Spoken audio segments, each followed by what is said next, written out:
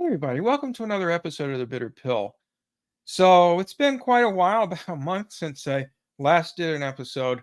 So sorry for being away for so long. Anyway, let's get right to it. Tonight I wanted to talk about a story that was recently published in the New York Times that claimed that supposedly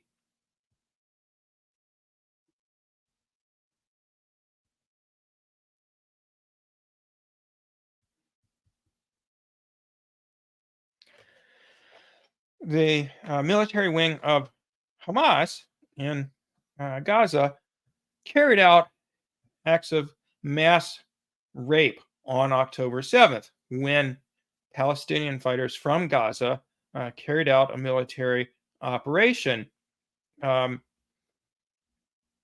aimed at capturing prisoners in order to have leverage to exchange them for Palestinians being held, often without charge, in Israeli prisons, and also to inflict a military defeat on the forces surrounding Gaza, the Israeli defense forces or Israeli offense forces, a lot of people like to call them, surrounding Gaza and basically keeping Palestinians living in Gaza, approximately 2.3 million people, uh, prisoners, not letting them leave without permission, restricting the flow of essential things like food and water and medicine, um, and so forth. Um, and yeah, their military raid was successful in achieving those objectives. They caused a lot of damage to the Israeli military and also captured about 240 prisoners, most of them members of the military, some civilians as well, and brought them back to Gaza, where they were held mostly in the extensive tunnel network that the Palestinian armed resistance has constructed underneath Gaza to protect them from Israeli bombs and to use them to smuggle in uh, supplies and weapons and so forth from Egypt. Um, and so, anyway, uh, there were, certainly October 7th was a day where there was a lot of violence. About 1,400 people were killed that day, the majority of them Israelis, uh, approximately 700 civilians and 400 or so military and security personnel. And also, as it turned out later, uh, at least a couple hundred Palestinian resistance fighters. Now, initially, it was claimed by the Israelis that all 1,400 people killed on October 7th were Israelis and that Hamas killed them all. Um, and as well, a number of claims were made about various atrocities that uh, Al Qassam, Hamas's armed wing, or other groups had carried out. It was claimed and repeated by Joe Biden several times without any evidence that uh, dozens of babies were beheaded by Hamas fighters. It was claimed that a woman had her stomach cut open. A pregnant woman had her stomach cut open, so she was killed and her fetus was killed. All these baby baked in the oven, all these atrocity claims, none of which actually turned out to have any evidence supporting them. And one of those claims was that Hamas and the others had engaged in mass rape, that they had weaponized sexual violence, as the New York Times puts it, on October 7th in order to terrorize Israelis. So they claim that a Times investigation uncovered new details showing a pattern of rape, mutilation, and extreme brutality against women in the attacks on Israel. Now, how much do you trust the New York Times reporting? Let me just have you think about that for a second. Uh, Bearing in mind, of course, that the New York Times published the most widely read and known story prior to the U.S. invasion of Iraq, purporting that Iraq had weapons of mass destruction, which we later learned, and some of us already thought was a bunch of lies. And many of you, I would imagine, if you're watching the show, have read Manufacturing Consent by Edwin Herman and Noam Chomsky, or various other critiques of the mainstream corporate media. And so basically, what Herman and Chomsky say in Manufacturing Consent is that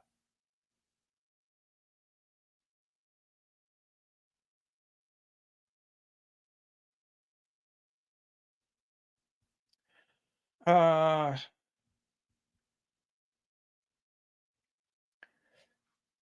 the primary function of the corporate media really isn't journalism at all, but rather, as the title of the book indicates, manufacturing public consent for the ruling class's agenda, or the continued domination of uh, the countries in which these media outlets operate by a small group of rich and powerful people, the ruling class, and also the domination of the globe by Western imperialist powers, principally the United States.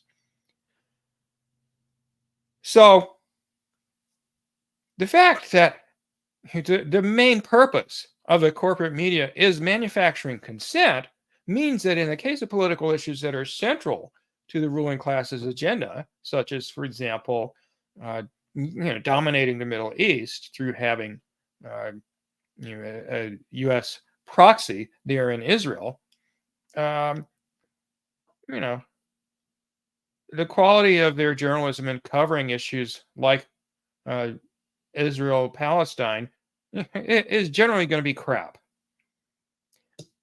And really, that's true of pretty much any political issue if you look closely at the New York Times's coverage. So there's a great website I like to look at, Fairness and Accuracy in Reporting, uh, which is regularly issuing critiques of the U.S. corporate media's coverage of various issues. And I Googled articles in Fairness and Accuracy in Reporting where the word Israel is mentioned, and found countless examples of dishonest, pro-Israel coverage in the New York Times. So let's take a look at some of this coverage.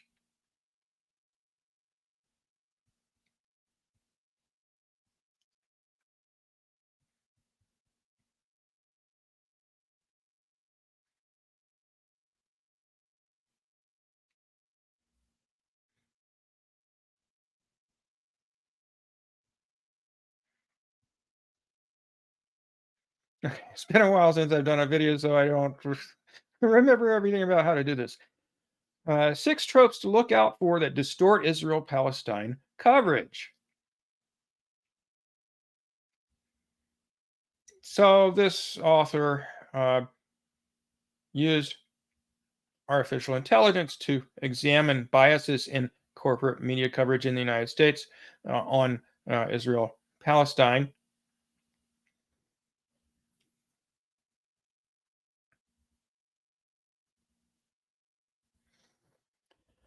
So one thing that was noticeable about coverage of the Israel-Palestine issue is that uh, there's just a lot of pro-Israel people, or even citizens of Israel, in leading positions in um, U.S. corporate media. So, for instance, uh, the son of the New York Times' Israel bureau chief, Ethan Bronner, was a member of the Israeli military, the IDF, the Israeli Defense Forces. Um,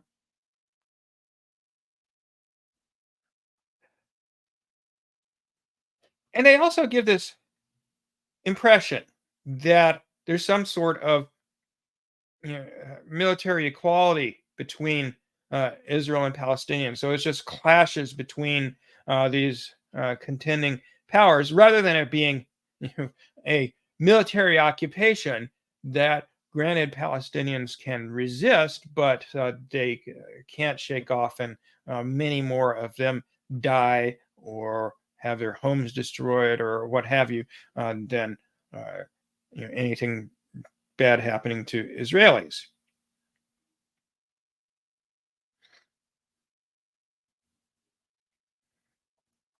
Another common bias in the media, and we can explore this in more detail some other time, is the way that the media talk about um,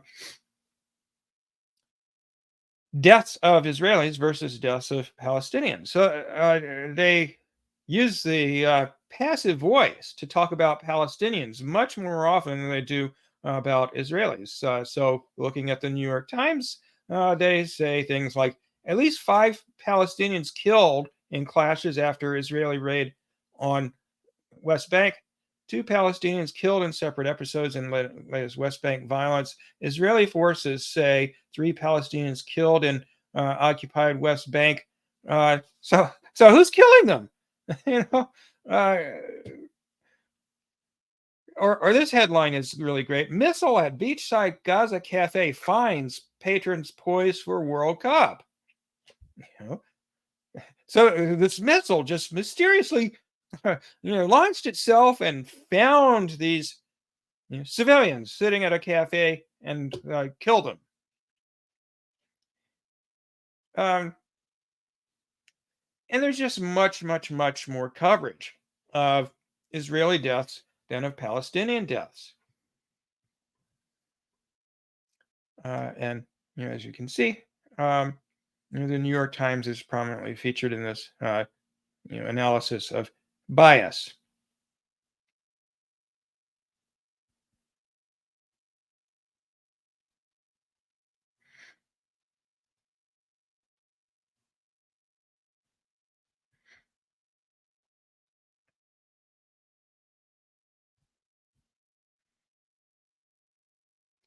Another bias that fairness and accuracy in reporting noted about corporate media coverage of the Israel-Palestine issue is, like I already mentioned this, this false equivalency between occupied and occupier. So, both sides are, engaging in violence that kills civilians, blah blah blah. They don't talk about what the reality is, that there's a military occupation and an attempt to ethnically cleanse Palestine of Palestinians on behalf of Jewish settlers, ethnically Jewish, not necessarily religiously Jewish settlers, who come from all over the world to um, basically steal Palestinians' homes and kick them off their land.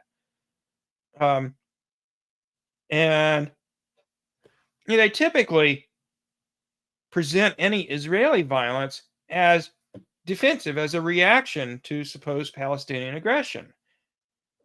So, for instance, the New York Times says Hamas launched long-range rockets at Jerusalem on Monday evening, prompting Israel to respond with airstrikes. So, they somehow never managed to make it back to the beginning of the conflict, many years before the founding of Israel, and then with the founding of Israel in 1948, where throughout all of that 75 plus years, uh, Israel, or prior to that, Jewish settlers have been, violently attacking and killing and you ethnically cleansing Palestinians. In 1948, 750,000 Palestinians were uh,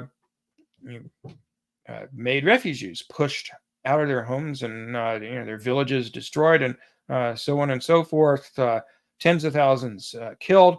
Uh, you don't really get that historical context in outlets like the New York Times or Wall Street Journal or Washington Post, etc.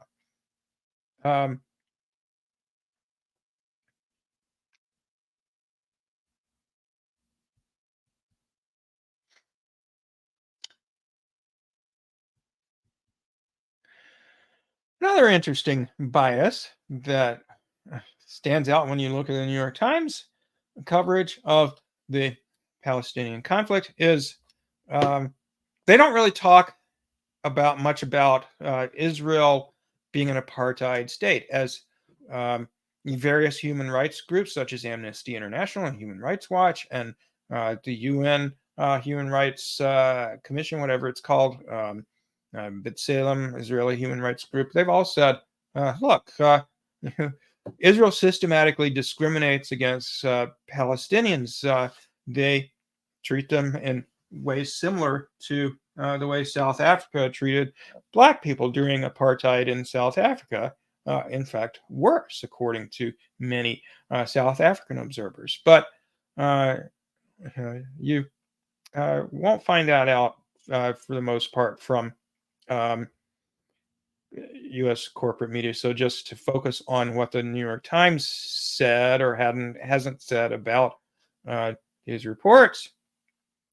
Uh, the New York Times has never talked about the Amnesty International report.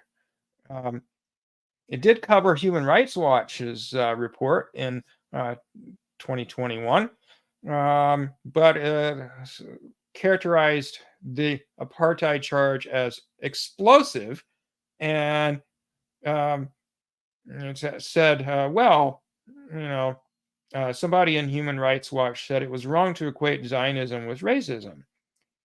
Um, and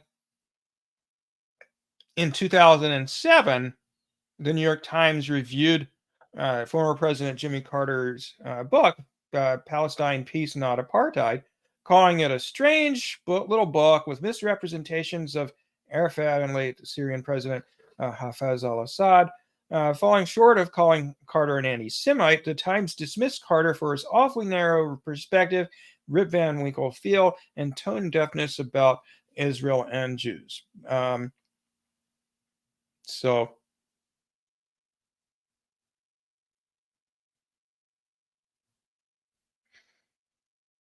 yeah, the New York Times more or less won't tell you that, according to human rights groups, Israel is an apartheid state.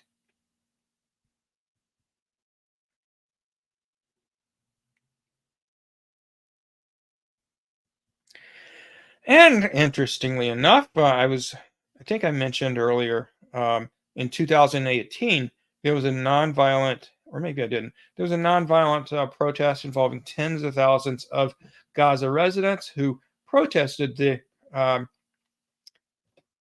basically imprisonment of Gazans within the Gaza Strip with a massive fence you know, with you know, machine guns and guards and so on and so forth. So basically, it's like a you know concentration camp with 2 million people in it, and so Palestinians organized a nonviolent protest where they would approach the fence and um, you protest their being kept in there. And Israel's response was basically snipers, you know, killed over 200 people and wounded over 8,000. Many of them so severely that they were disabled for life. And the protests did not change a thing. But one of the reasons why it didn't get more traction was how it was reported in the Western media. Um, so instead of focusing on the fact that it was a nonviolent protest, they kept trying to talk about how people were making Molotov cocktails and you know, there was a focus on Hamas, even though Hamas wasn't really involved in organizing. But a piece in the New York Times revolved around whether Hamas was committed to nonviolence or not. Well, of course they're not.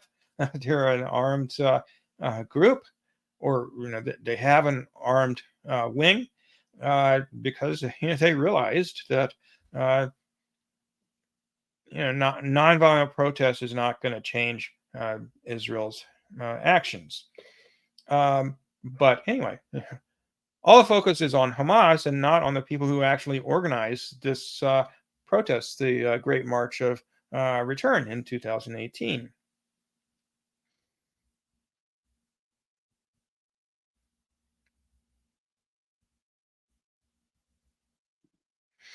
Okay, well,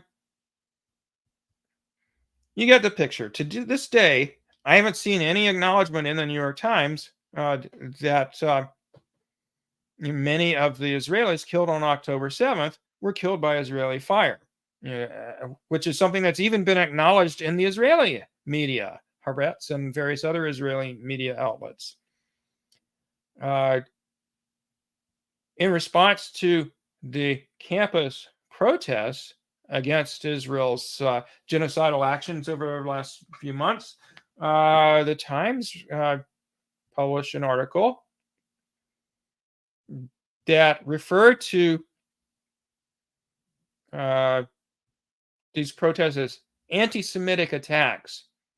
So the title of the article is "After Anti-Semitic Attacks, Colleges Debate What Kind of Speech is Out of Bounds."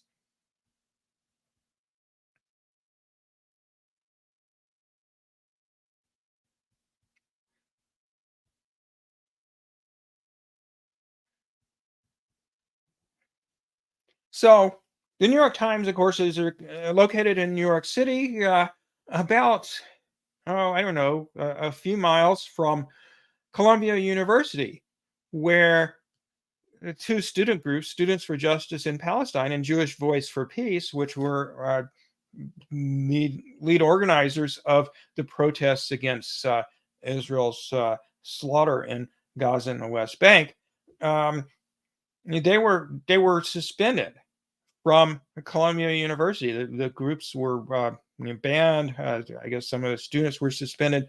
The New York Times didn't even talk about that. Their focus was on pro-Israel Jewish students' unfounded concerns over protest slogans such as "From the river to the sea, Palestine will be free," rather than the fact that Palestinian solidarity organizations are being banned you know, there at Columbia and at other campuses around the country.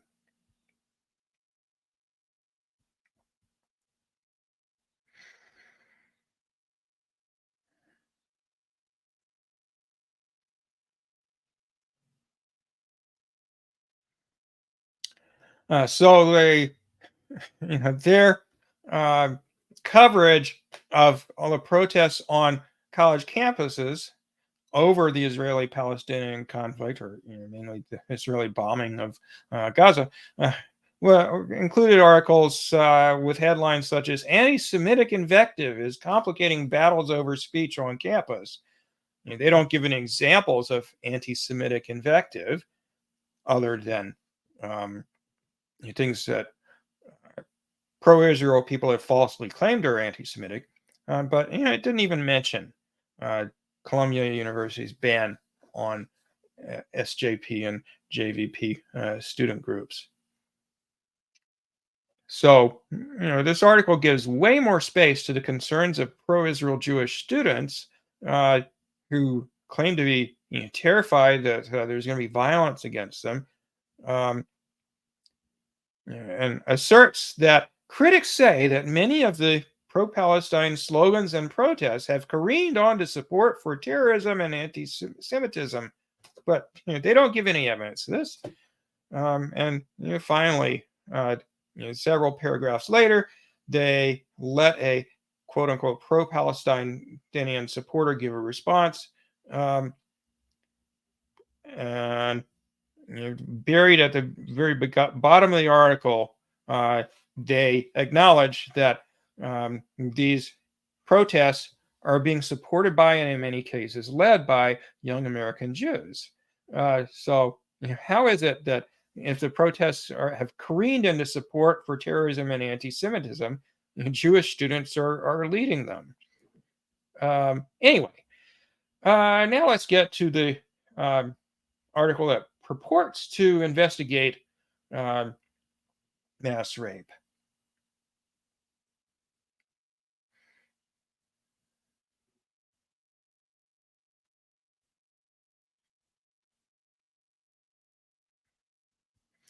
Okay, so this was an article published on December 28th, titled Screams Without Words: How Hamas Weaponized Sexual Violence on October 7th. A Times investigation uncovered new details showing a pattern of rape, mutilation, and extreme brutality against women in the attacks on Israel. So basically, they're claiming that they have found definitive evidence that uh, a massive number of rapes occurred on October 7th, and that Hamas used violence against women to terrorize the Israeli people. And the feature story in this article is that of supposed rape victim Gal Abdush, who is one of the people who was killed on October 7th. I'm not sure exactly how she died. She might have been killed by uh, Hamas. But in any case, um, they claim to have found some sort of proof that she was raped before she was killed. So they say at first she was simply known as the woman in the black dress. In a grainy video, you can see her lying on her back, dress torn, legs spread, vagina exposed. Her face is burned beyond recognition, and her right hand covers her eyes. The video of this went viral, with thousands of people responding, desperate to know if the woman in the black dress was a missing friend, sister, or daughter, because her face was burned and nobody could tell exactly what she looked like. One family knew exactly who she was, her family, of course. As the terrorists closed in on her, trapped on a highway in a line of cars of people trying to flee the party, she sent one final WhatsApp message to her family: "You don't understand." And so then the New York Times goes on to claim, based largely on the video evidence, which was verified by the New York Times. In other words, the New York Times verified that this was a real video, taken at the scene, not that it verified their claims. Israeli police officials say they believed that Ms. Abdush was raped, and blah, blah, blah. Okay, well, one of many problems here is that none of the members of the family who were interviewed by the Times, without being told that this was a story about rape, none of them said she was raped, and they didn't know that the New York Times was going to allege that she was raped. So, as you might imagine, they were hopping mad when the story came out. Okay, well, we'll go through this and other claims. So let me start with an article published by a sort of a feminist umbrella organization based in the Middle East called Speak Up. And they say New York Times disgraceful quote investigation weaponizing sexual violence against women for occupation propaganda.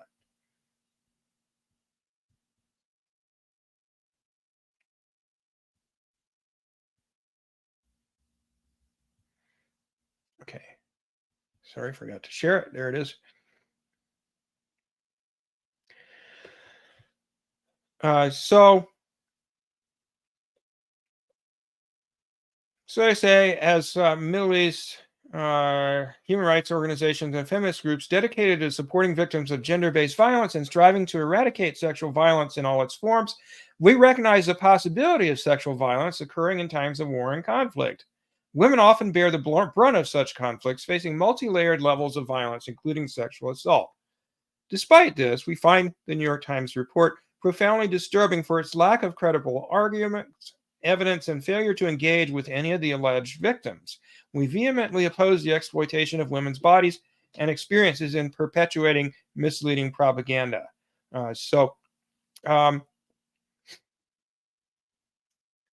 I say, here's why we find this report unreliable and detrimental to women and gender-based violence survivors around the world. One, the absence of direct victim testimonies or involvement in the investigation. We believe victims, but where are they?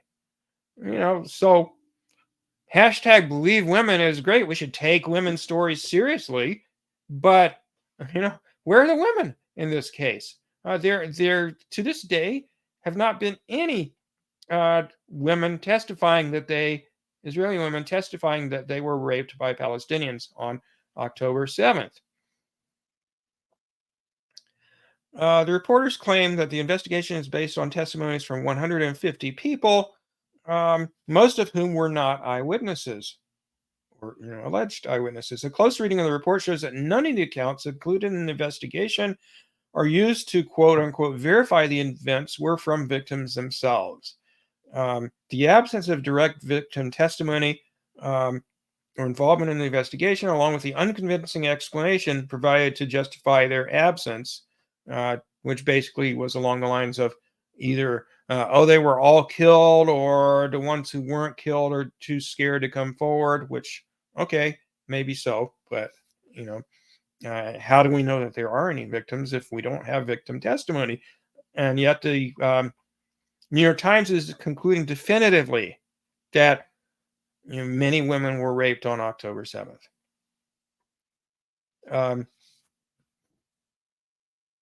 And as they go on to point out, the investigation relies mainly on the unverified claims of Israel's top national police units and various other Israeli government authorities or military folks. They don't give any information about how many people were allegedly raped. And they acknowledge no survivors have spoken publicly about having been raped. And the police haven't collected any semen samples from women's bodies or any other kind of forensic evidence. So there's no physical evidence. There's no firsthand accounts of alleged rape. There's just these vague claims from alleged witnesses that rapes occurred, or in the snippet that I just read to you, there wasn't even that. There was just, oh, we think from watching this video, it looks like she was raped.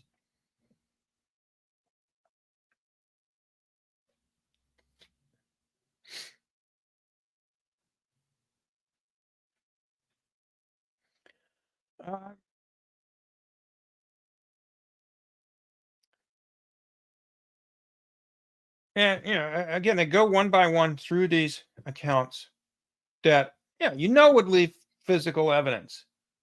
So claims that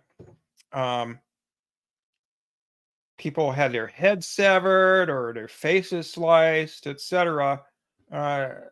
You would find evidence that happened. Nobody was found to have been beheaded on October 7th, and yet one eyewitness claims that she saw terrorists carrying the severed heads of 3 women.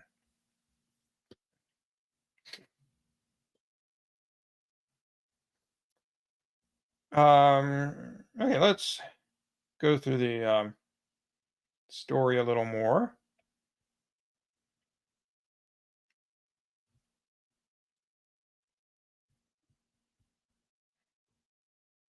Israeli officials say that everywhere Hamas terrorists struck, they raided the military bases along the Gaza border and the kibbutzim, they brutalized women. So, American officials say that Iraq has weapons of mass destruction. Israeli officials say that everywhere Hamas terrorists, they've got to call them terrorists. Israelis are never called terrorists by any powerful people in the West, even though they regularly commit terrorism. So everywhere they struck, they brutalized women, according to the Israeli government. A 2-month investigation, quote unquote, by the Times uncovered painful new details establishing that the attacks against women were not isolated events, but part of a broader pattern of gender-based violence on October 7th. their investigation didn't even establish that there were any isolated events. Um, okay, so first of all,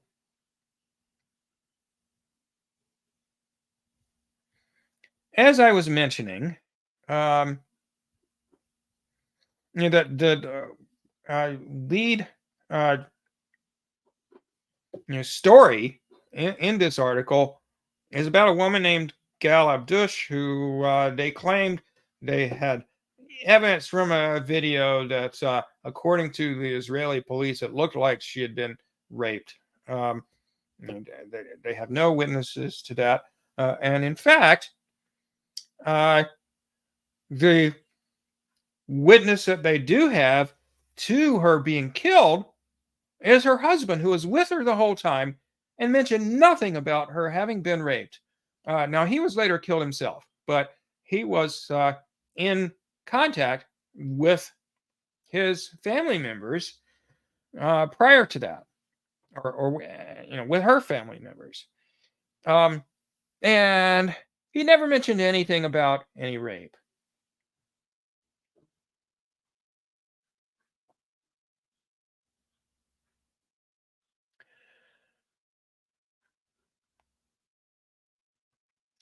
So this article about the story in Mondoweiss points out that although claiming that its story proves that the attacks against women were not isolated events, but part of a broader pattern of gender-based violence on October 7th, the veracity of the New York Times story was undermined almost as soon as it was published, including from the Abdush family itself, who says there was no proof that Gal Abdush was raped, and that the New York Times interviewed them under false pretenses, not telling them that this was a story about supposed mass rape by Hamas on October 7th. The newspaper devoted a third of its report, this approximately 5,000 word story, to the alleged rape of Gal Abdush. The newspaper did not link to the video that the woman took of this woman, Gal Abdush, but released a distant, indistinct image from it that revealed nothing. It's unclear how the Times confirmed the existence of these responses, since I don't know who that is.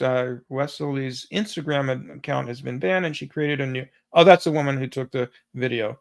Um, the Times stated that Gal Abdush's husband, Nagi Abdush, who was also killed, sent his last message at precisely 7:44 a.m., asking the family to take care of their children. What the newspaper omitted and the family later confirmed is that the husband contacted them at 7 a.m., for almost an hour earlier, and reported his wife's death.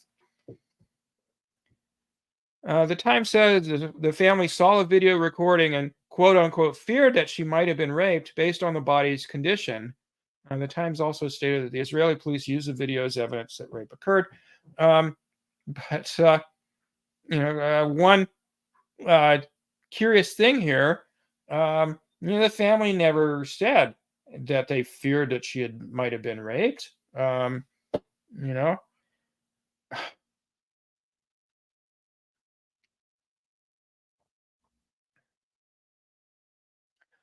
and furthermore, um, there's no trace of the video on the internet now of this woman who was allegedly raped, despite the Times claim that it, quote unquote, went viral.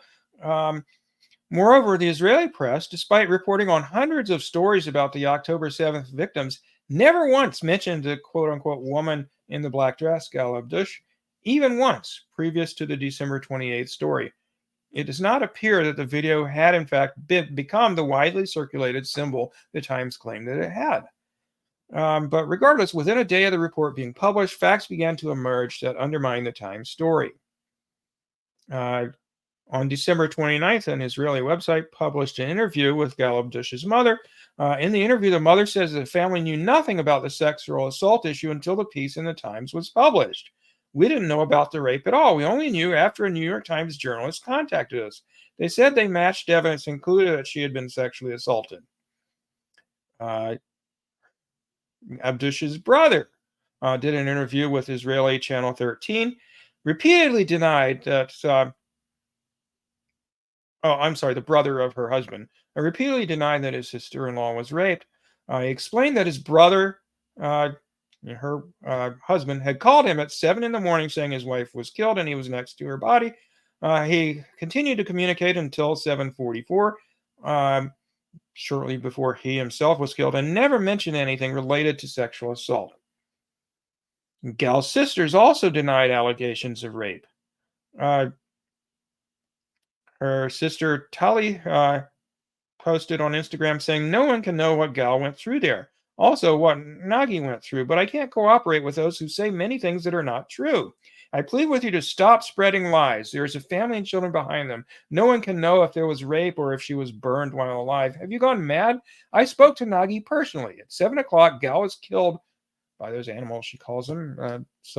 In fact, it kind of lends credibility to her claim that even though she hates Palestinians, or at least the ones who are armed, she thinks that the New York Times is full of shit as far as the rape allegations.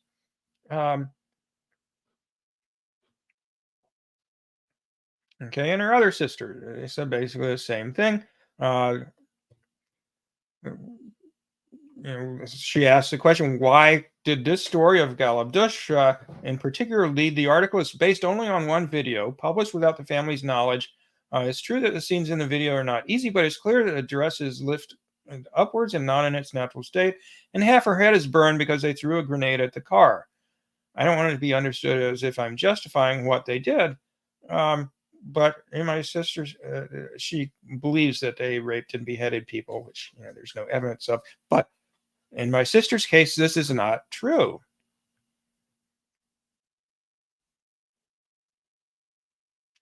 At 6:51, Gal sent us a message on WhatsApp saying, "We are at the border and you can't imagine sounds of explosions around us." At 7 o'clock, my brother in law called his brother and said they shot Gal and she's dying. It doesn't make any sense that in 4 minutes they raped her, slaughtered her, and burned her. Uh, so, anyway, none of the family members of Gal Abdush appreciated the New York Times claiming that she had been raped, without telling them that was the topic of the story at all. Um, yeah, just ridiculous. Um,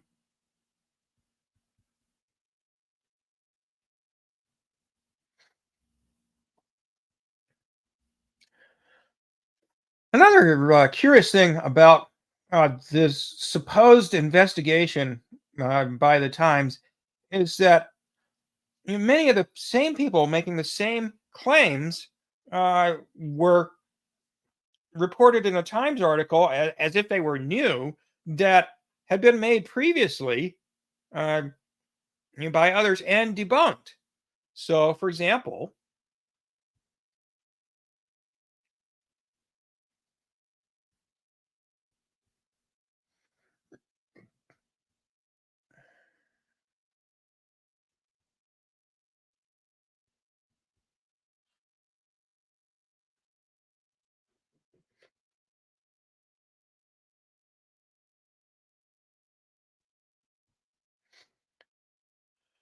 one of the claims of rape was by a fellow named Yossi Landau and others with a um, so called rescue group called Zaka, that's basically um, this far right cult in Israel, very, um, very pro apartheid, pro ethnic cleansing, etc. Um, which, ironically enough, since mass rape is one of the allegations that their members have made, is led by a pedophile. Um, but anyway,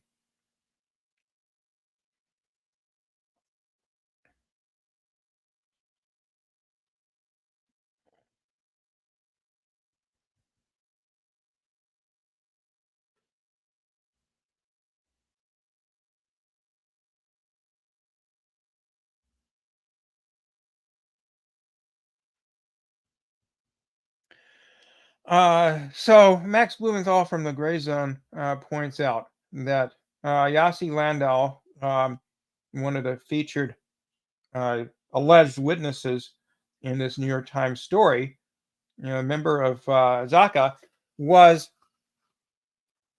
one of the people behind the later proven false claim that 40 babies had been beheaded by Hamas on October 7th, and also claimed that um, a pregnant woman had her belly sliced open, a fetus cut out, and obviously both the fetus and woman uh, killed. There was no evidence that either of these things happened. Um, and here he is showing up in the New York Times reporting rape.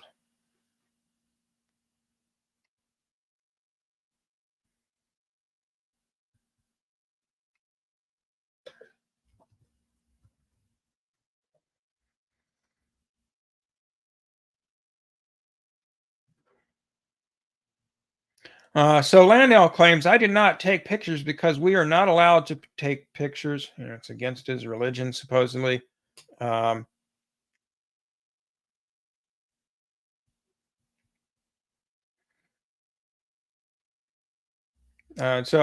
basically, they don't really give in the Time story much detail about um, his claims, but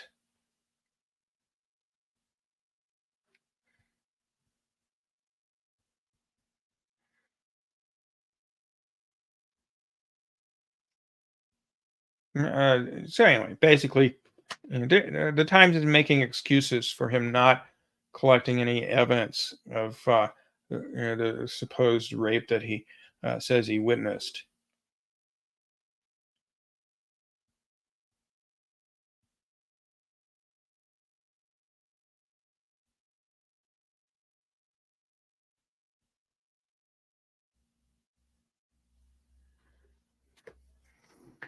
Another excuse that the New York Times made about the shortage of evidence, despite their claiming that there was an abundance of evidence, is they said that according to Jewish religious uh, duties, they had to bury the bodies so rapidly they couldn't gather any forensic evidence demonstrating that Palestinians carried out rape. Um,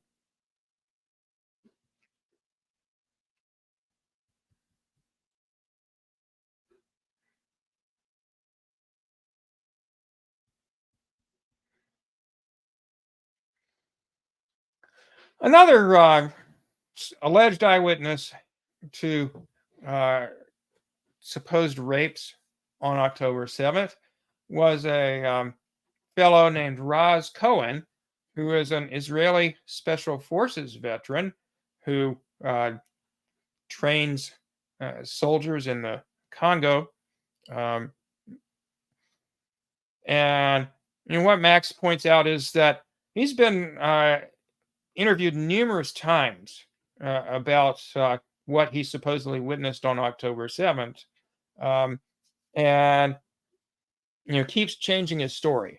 So what he told the New York Times was that he witnessed a white van filled with Hamas militants pull up a mile from the Nova Music Festival, a music festival that just out of the blue was happening on October 7th near the military bases, um, which had previously been scheduled to take place somewhere else on a different date. And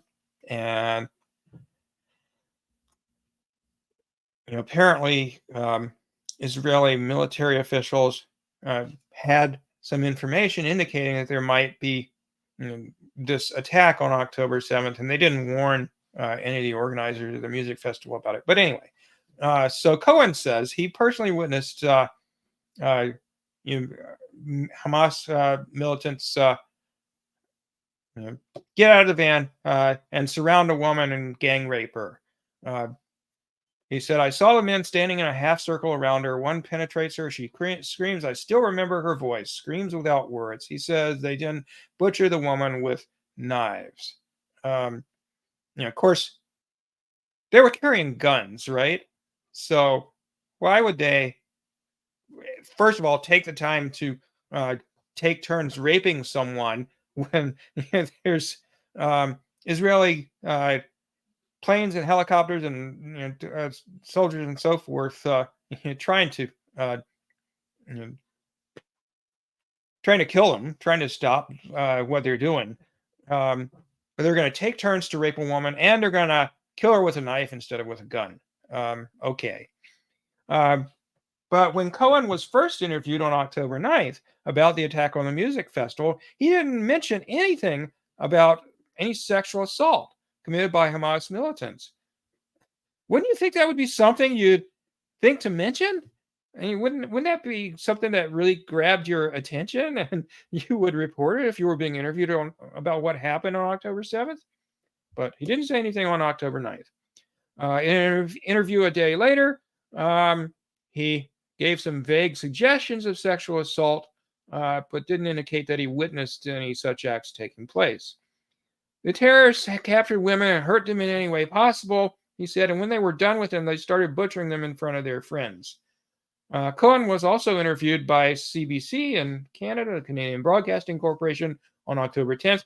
Didn't say anything about witnessing any rape. But then, in an interview with PBS that same day, he claimed that the terrorists, quote unquote, raped women and slaughtered them and raped them after they slaughtered them. Um,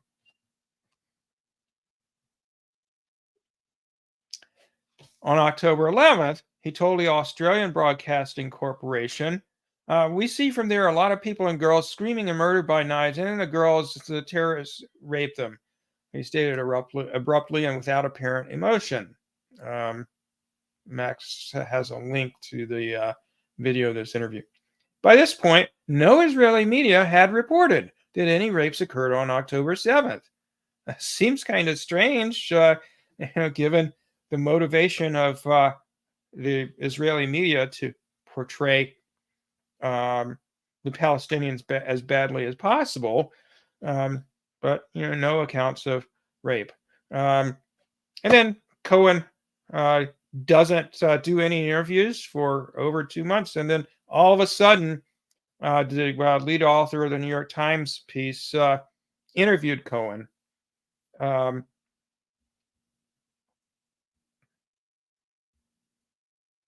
So Max asks several questions about this account. First of all, why did his story keep changing over time?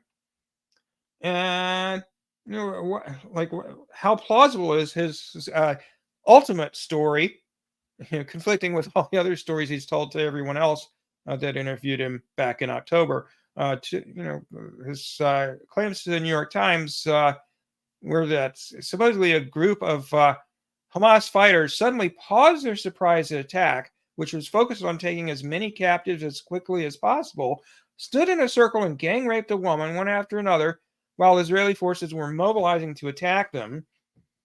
As I was saying a minute ago, why did they use knives to kill their victims, as Cohen alleged, when they had rifles and grenades? Why didn't he say anything about necrophilia, raping women after they had killed them, when he talked to the New York Times?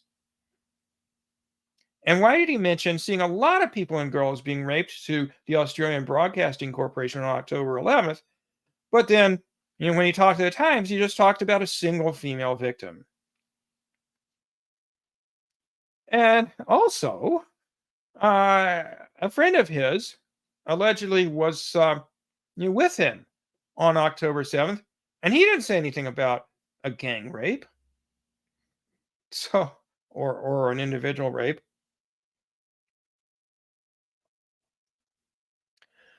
Um,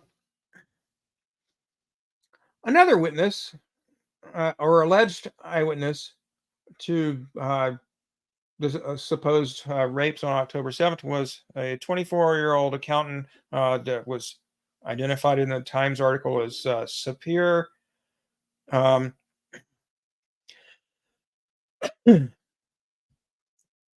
Sapir claimed that she saw three women raped and terrorists carrying the severed heads of three more women. As I mentioned earlier, there's no record of any women or anybody else being beheaded on October 7th. Um, no record exists of women being decapitated with knives. Sapir goes on to allege that she witnessed one Hamas militant rape a woman while the other cuts off her breast and throws it to someone else, and they play with it, throw it, and it falls on the road. Um, This absurdly graphic recollection of Palestinian gunmen playing with severed breasts closely resembles an account furnished to the BBC by Mai Golan, the self-described proud racist, sorry, who now serves as an Israeli government official. Um, so, why didn't the Times talk to her?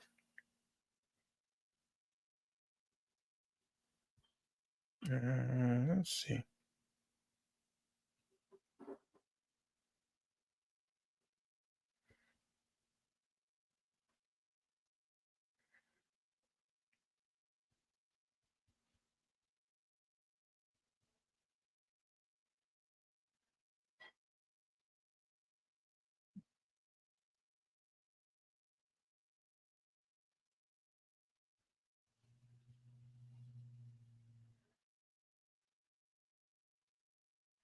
Okay, where the heck did it? Oh, there it is.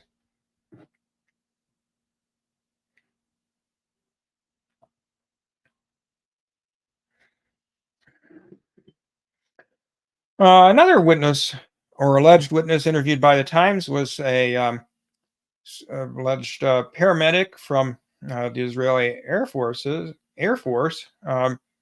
identified only by the pseudonym G. Um, and he had been interviewed by CNN previously. In the Times, G claims that he had, quote, found the bodies of two teenage girls in a room in Kibbutz Be'eri. One was lying on her side, boxer shorts ripped, bruises by her groin. The other was sprawled on the floor, face down, he said, pajama pants pulled to her knees, bottom exposed, semen smeared on her back. Which, of course, there was no forensic evidence collected by the Israeli police. So, I guess we'll just have to take this anonymous person's word for it. Um, but in the Mondo Weiss article that I was quoting from a little bit earlier, they pointed out upon examining the names of all the girls killed in Kibbutz Be'eri on October 7th to match the facts, no pair of Israeli teenagers meeting uh, G's description were found dead together. The closest match to the teenage girls described by G are Yahel and Noya Sharabi, who were 13 and 16, respectively. But according to Israeli media, their bodies were found in an embrace with their mother and not in any condition like that described by G.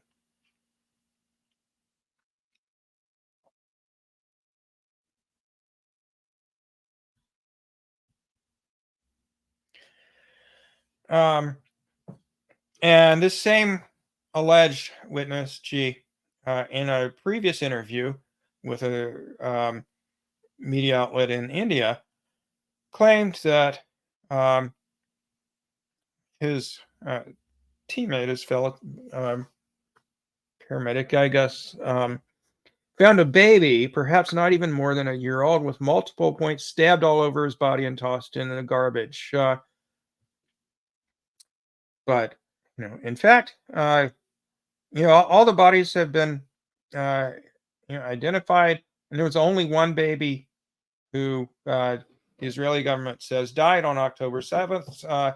Mila Cohen, 10 months old, who was shot, not stabbed, and wasn't found in any garbage can. So this guy is just lying.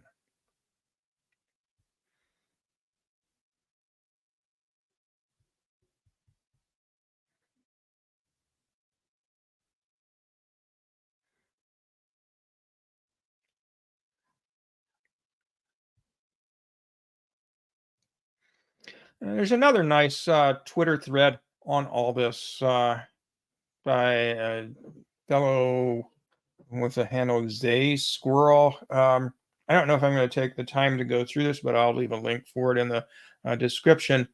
Um, but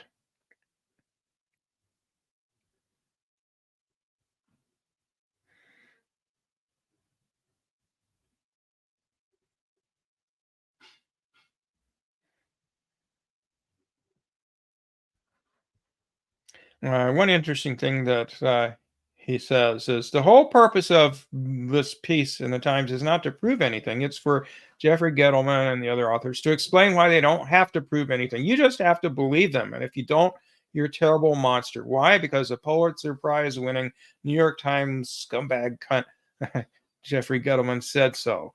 And again, no firsthand accounts of having been raped, no physical evidence. Um, And he goes on to say, now I have a case much stronger than anything in that New York Times piece. It's a woman who testified in court and maintains to this day that she was violently raped by four young black men, direct eyewitness. But just one problem. Ron DeSantis exonerated them in 2021 against her objections because her story didn't check out and they didn't have any physical evidence. Um,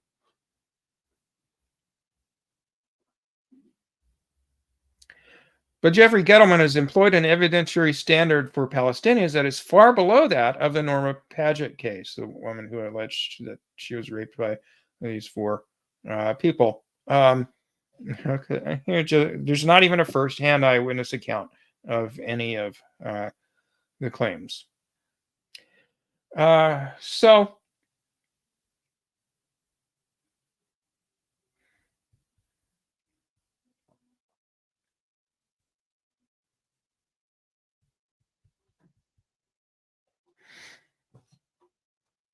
in closing, I just want to say um, that what we have here basically is yet another concerted atrocity propaganda campaign, initiated by the uh, Israeli government, the fascist Israeli government that's currently committing genocide in Gaza.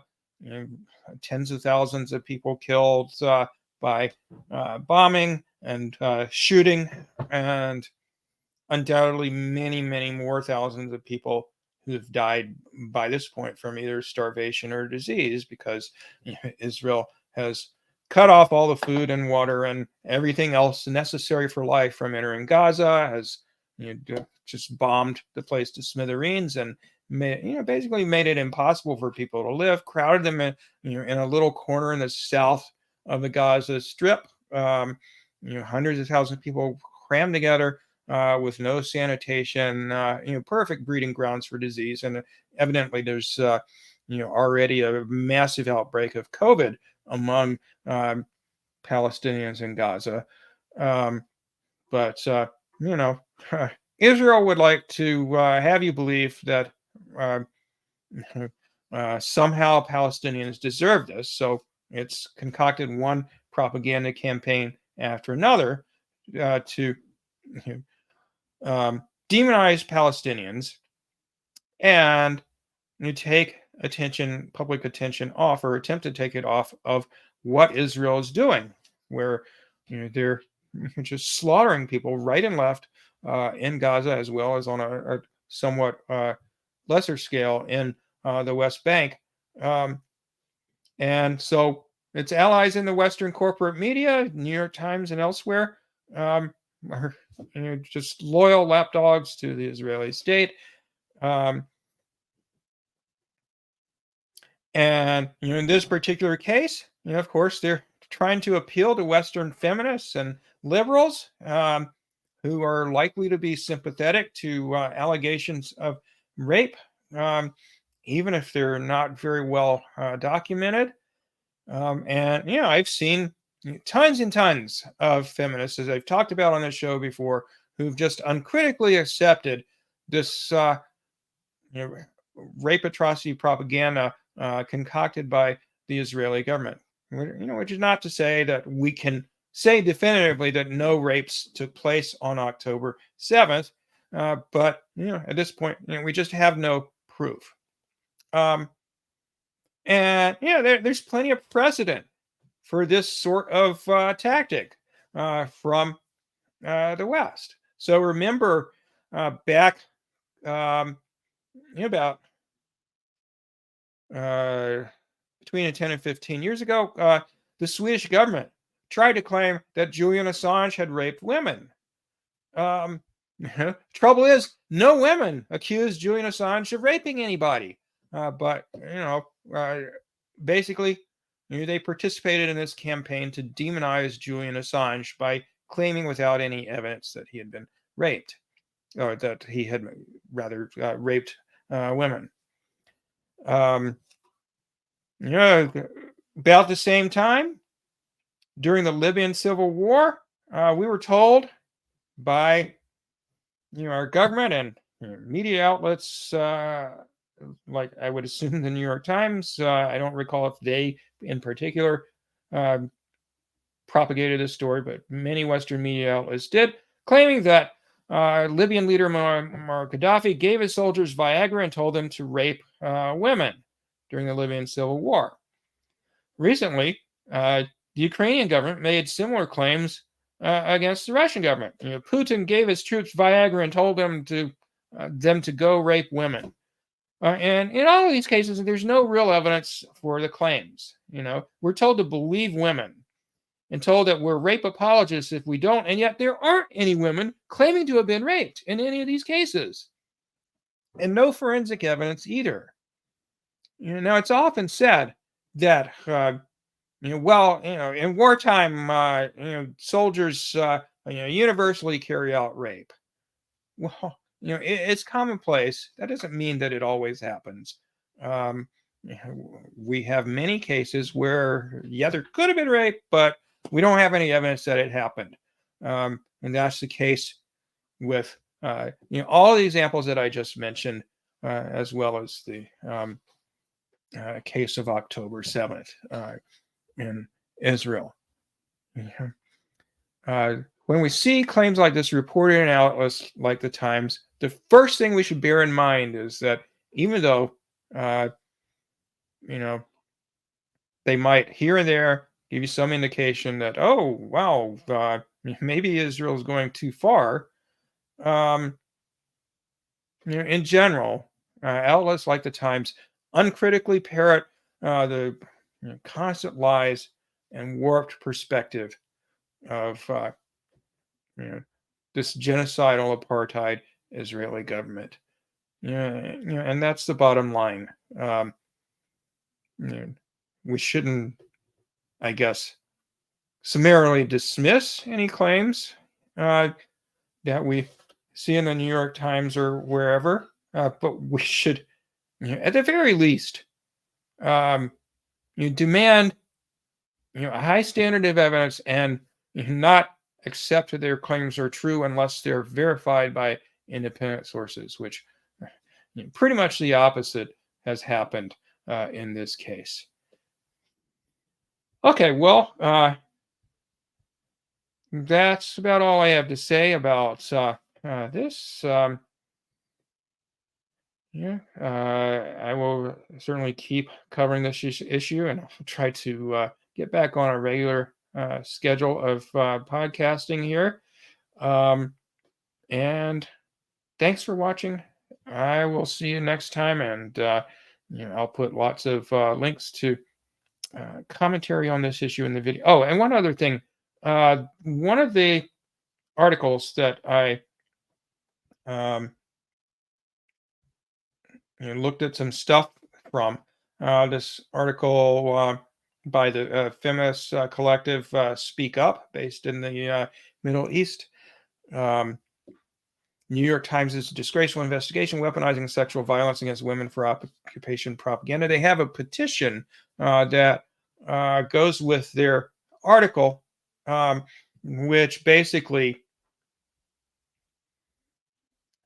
just asks that people who sign the petition or the points in their petition are that they reject the Times' report and its exploitation of women's bodies and struggles as a means to fabricate um,